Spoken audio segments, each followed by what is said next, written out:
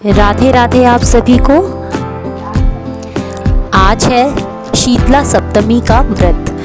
तो कई लोगों में ये व्रत जो है मार्च के महीने में रखा जाता है, जिसे लोकल लैंग्वेज में बासड़े व्रत भी बोलते हैं। लेकिन हमारे यहाँ पर ये व्रत जन्माष्टमी से एक दिन पहले की जो सप्तमी आती है उसे शीतला सप्तमी कहते हैं, और ये व्रत तभी रखा जाता है। तो इस व्रत के दिन हमें एक दिन पहले खाना बनाना होता है और उस खाने को नेक्स्ट डे खाना होता है। मतलब कुछ भी गरम या उस दिन का तवे पे रखा हुआ, गैस पे रखा हुआ गरम खाना हम लोग नहीं खाते हैं। तो इसके लिए हम सुबह सुबह पूजा करते हैं, और पूजा के लिए हम अपने घर में नहीं, हमें पंडित जी के घर जाना होता है। तो वहाँ जाकर ये पंडितानी जी हैं, तो ये हमें पूजा करवाती हैं। तो वो एक कलश रखती हैं जिसमें थोड़ा जल रखती हैं। इसमें हम सबसे पहले अपने घर से रात के समय कुछ आटे की टिक्कियाँ बनाते हैं, छोटी छोटी सी, जिसे हम वहाँ ले जाकर मक्खन लगाकर इस कलश के ऊपर रखते हैं। और फिर हम ये बोलते हैं कि हमारी 2 आँखें और मैया रानी की 4 आँखें। तो यहाँ जैसा हम बोल भी रहे हैं।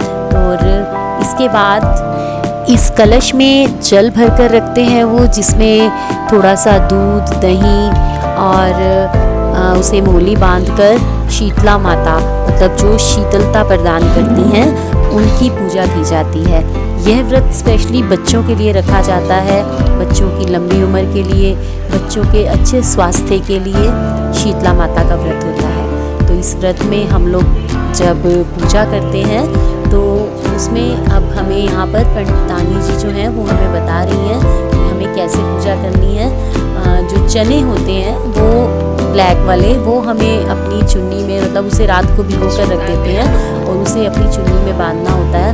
और उसे जो हम जल लेकर जाते हैं लोटे में, उस जल में थोड़ा सा दूध होता है और वो चने होते हैं। तो चने के कुछ एक दाने हमें इसमें बांधने हैं, और उसी से ही हमें इस कलश में जो जल देना होता है, तो हम उसी से वो जल देते हैं। और ये हम 5 बार करते हैं। और यहाँ वो कुछ बोल भी रहे हैं, तो आप सुनिए क्या बोल रहे हैं। ऐसा हमें 5 बार करना होता है। तो जब हम एक बार उसमें करते हैं, फिर जो हमारा दुपट्टे का जो पल्लू है, जहाँ हमने बांधा हुआ है चने को, तो उसे अपनी आँखों पर लगाना होता है। और साथ में मेरी गुड़िया भी खड़ी थी, तो मुझे पंडितानी जी ने बोला कि आप उसकी आँखों पर भी लगा दो, तो मैं वही कर रही थी। तो इसके साथ साथ हमें इसे ऐसे घुमाना है कलश को, और फिर बोलना है। तो सुनिए क्या बोल रहे हैं।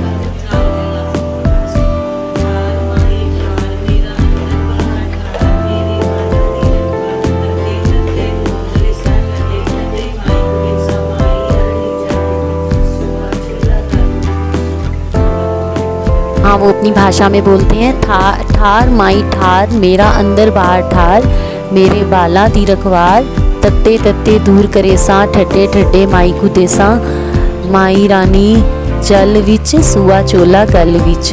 तो इसका मतलब है कि माता रानी को हम ये कह रहे हैं कि वो सबको शीतलता प्रदान करती हैं, तो हमें भी वो शीतलता प्रदान करें और हमारे बच्चों का ध्यान रखें, हमारे बच्चों की रखवाली करें, उनकी रक्षा करें, हम सब पर अपनी कृपा बनाए रखें। तो यही माता रानी से हम प्रार्थना करते हैं कि माता रानी सभी बच्चों पर अपनी कृपा बनाए रखो, सबको शीतलता प्रदान करो। उसके बाद वो सब करने के बाद हमें फिर जो जल हम लेकर आए थे, उस जल को हमें इसी कलश में डालना होता है।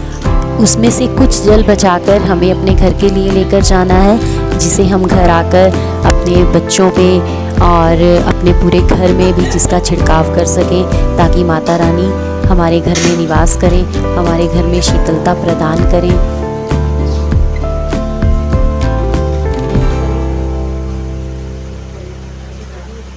तो आप सभी भी हमारे साथ इस पूजा में शामिल हों, और माता रानी से यही दुआ है कि वो सबके बच्चों को सुख प्रदान करें, शीतलता प्रदान करें, सबको हमेशा स्वस्थ रखें। बोलिए सभी मिलके जय माता दी, जय माता दी, जय माता।